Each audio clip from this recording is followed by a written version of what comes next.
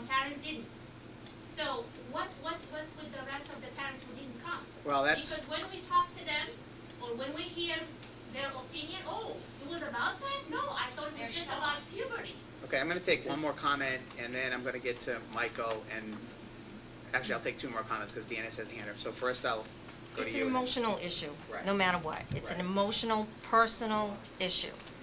And my opinion is, there is an option for them to opt out. I understand that you don't want to and single out your child, but if you feel strongly that your child should not see that portion of the video, then you can opt out. But at the same token, if you decide to have your child see it, it's a springboard for you to now have a conversation.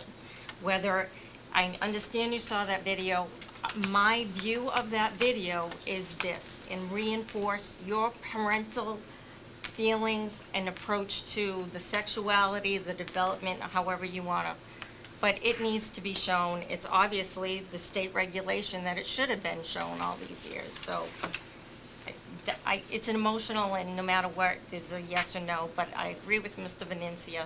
There is a lot of people that didn't know this discussion was taking place tonight. And so their opinions are not being vocalized. It's a small group of parents that are objecting to the bigger cause. You don't know what the numbers are. Hold on, please. Deanna? Well, I would just ask both the school committee and the administration to, while we're addressing the issue, and whether, regardless of which side you're on, I think it's an important issue. I think it's an important opportunity for us to have these discussions.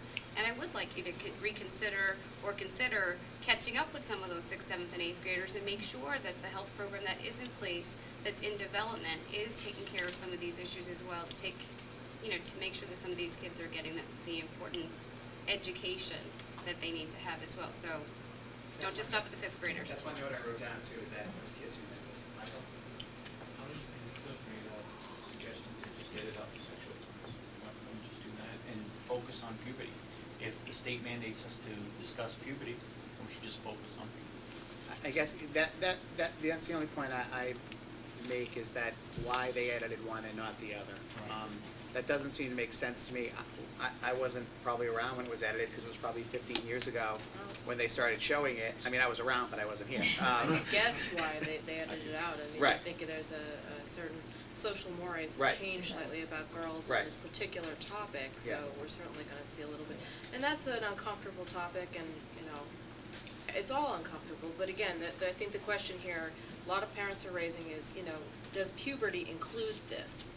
Well, I mean, it's really semantics at this point. I personally think that some of this is on the border, for development. But I think it's an important segue, because the next year this is going to be on the topic for the curriculum. So how do you transition that? When does that happen? And I think, there's no one size fits all. All kids are going to be different about when they're ready to receive topics. So, but again, I think it is worth reviewing. I am, very versed in this particular area, so I can't speak to it, but there's got to be a better approach, and I'm not sure editing the video is going to make a difference. So I think we've clearly heard both sides. I know, Dr. Manville, we've put this on hold right now. I'm assuming we haven't scheduled it yet to be shown, or? No, we haven't. There was a timetable that started with parents viewing the video, and then once they had a chance to see it, whether or not they wanted to opt out, then the kids were going to see it. But we've put the kids viewing on hold. We have not rescheduled. And have we got in all the forms, do you know? Have we sent the forms home to ask the kids whether they want to, parents whether they want to opt out or not? No, it's not. Okay. Stopped everything. So I think at this point, the committee will take this under advisement. Right now, it's in the administration's hands.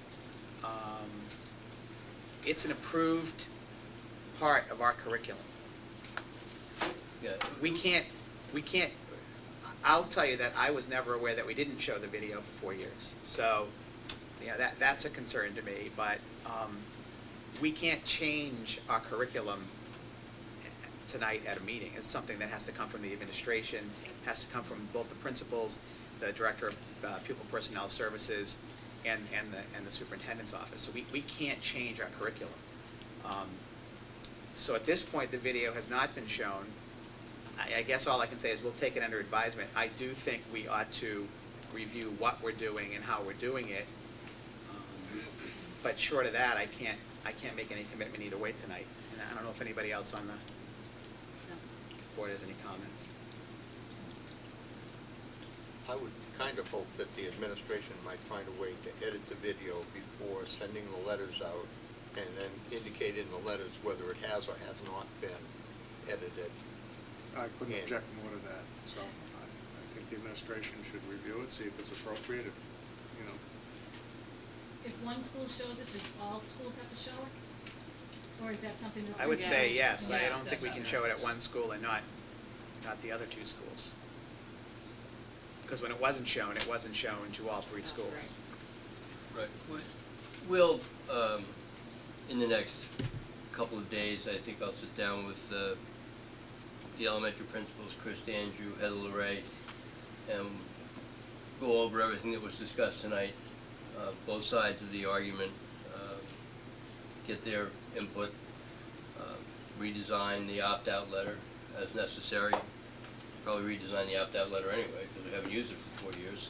And then I'll let the committee know what's going on, and we'll go forward.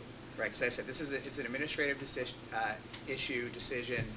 I'm glad we got to hear both sides tonight, and I do think, moving forward, we need to seriously look at how we do this and what tools we're using to do it. Can I just ask one more question? Sure. Is there a way to research back when the girls' portion was edited to find out how you went about that and who needed to do that and approve that and kind of go from there? I think we could, I don't know if we could find that. I'll say, I think we can look back and see if we can find that.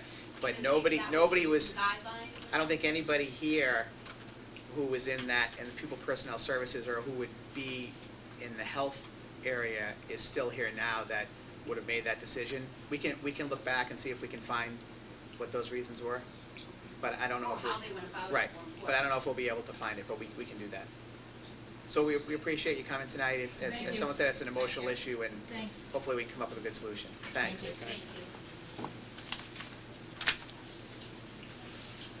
Okay, getting back to the agenda, we have continued business memorandum of understanding between North Reading Police Department and North Reading Public Schools. Dr. Manville? Yeah, this is something that we started doing several months ago. As you know, we have a security system, cameras around the schools and also in the schools in certain corridors. And the police department and the chief of police and the other members of the department have asked several times if they can access tapes because of vandalism or issues that are going on the grounds.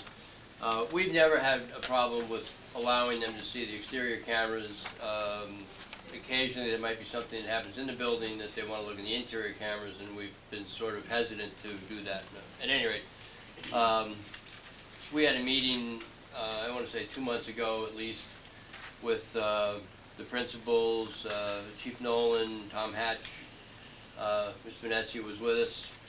We worked out, Chief Nolan had given us a draft of an MOU. We worked on that. John Bernard submitted changes to the MOU from the Administrative Council. We showed them to the chief. The chief said he really didn't have any problems with them, so he incorporated those changes, sent it back to us. We looked at it. We said it was what we wanted, and we have signed the memorandum of understanding. Basically, the big thing with this memorandum is that before the police access any of the internal cameras, if possible, they will let us know. Now, they will have a connection to the cameras if it's 11 o'clock on a Saturday night and the alarm goes off in one of the buildings. They're going to be able to look in the corridor cameras. And if that happens, then they log it in and they let us know as soon as possible. But security and privacy and all those things are more than taken care of in this memorandum of understanding. So it has been something ongoing. We finally got it signed, and it was in the packet for the last meeting, but because we were doing the budget hearing, we never got to discuss it. And what I gave you is not only the packet, not only the MOU, which doesn't go into effect until May 24th for the use of security cameras, but I also gave you a copy of the original MOU between the school department and the police department. And then there's something that Chief Nolan handed out for, I believe it's the STARS. Yeah, the STARS MOU. We're a member of the STARS system, which is School Threat Assessment and Response System. So if there's a threat to a school, experts from various police departments come over. We had an incident in another district I was in where there was a report that there was a rifle in the school that was going to be used, and the police department of the town I was in immediately called STARS, and believe me, you know, it was beautiful. It's a good thing to be in. So I just want to tell the committee that we've got that. I also want to thank Chief Nolan and all the officers involved for all their hard work. So that's done. Any questions or comments from the committee? Jerry? Keith, I think there was just one typo on page 4 under Roman numeral 4. Number 2, I think that should say in the first line, a live feed. Oh, yeah, it says live. Oh, you're right. That's all. Just- I'm sorry.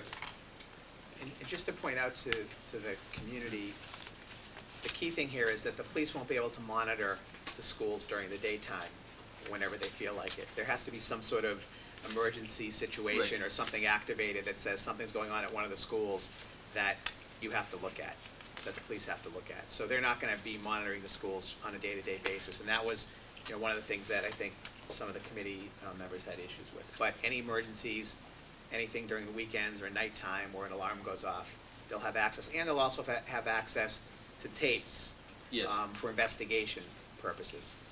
However, school committee or school administrative personnel will be present when those tapes are viewed. I believe that's part of Yes. this. Do we have to approve? I don't think we have to approve this, do we? Is it signed by both the chief and